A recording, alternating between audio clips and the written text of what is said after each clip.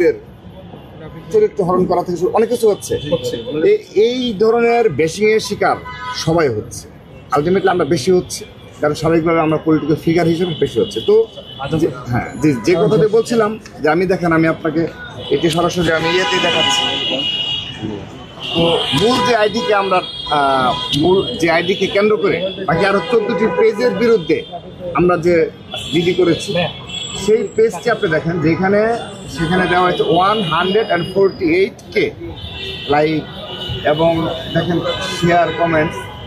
কিন্তু অপর যে পোস্টগুলো রয়েছে সেখানে 2.1K কিংবা 701K, 1.4K, 246K।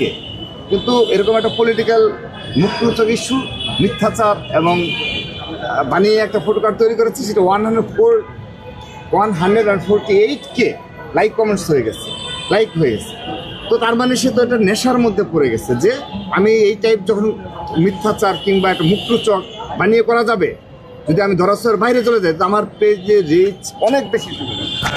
এবং আপনি লক্ষ্য করে দেখবেন যে বিশ্ব